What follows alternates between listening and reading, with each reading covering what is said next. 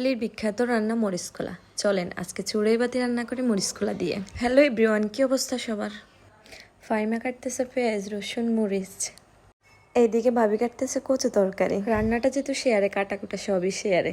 ভাবি হাফ কাটিয়ে আমাকে বসাই দিল। দেখেন হাতের কি অবস্থা। পাপ্তি রান্না শুরু করে দিল। রান্না করতে করতে মনে পড়ে গেল পাগলিটার কথা।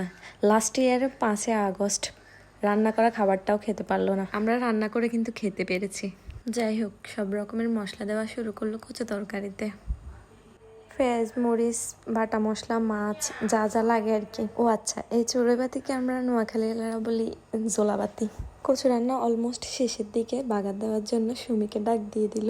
এই রান্নাতে মাস্ট সবাই কাজ করতেই হবে। ছোটবেলায় এই রান্নার জন্য সবাই চাল ডাল সমান সমান দিতেই হতো, কেউ এক চিমটিও বেশি দিত না। আর এখন ওই দিনগুলাই মিস করি। আমি পেঁয়াজ রসুন বেটে দিলাম, ভাবি মরিচ বাড়ছে। কাজেও কিন্তু এক বিন্দুও ছাড় নাই কারো। এই সে আমাদের নোয়াখালীর বিখ্যাত খাবার মরিচ কলা। তেলের মধ্যে মরিচ কষানো হচ্ছে পরিমাণ মতো লবণ হলুদ দিয়ে।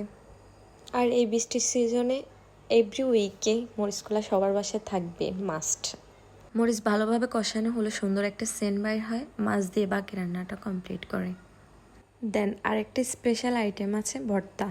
ভর্তা বাটা নিয়ে এক দফা ঝগড়া হয়ে তারপর আমি নিজেই ভর্তাটা বাটলাম। আজকে সব থেকে মজা ছিল ভর্তাটাই। ওয়েট, চড়ুইবাতির ভাত রান্নাটাই তো দেখানো হয়নি সবাইকে। শেষে ডাল রান্না দিয়ে আমাদের আজকের রান্না বান্না শেষ হলো। সবাই ভালো থাকেন, আল্লাহ হাফেজ।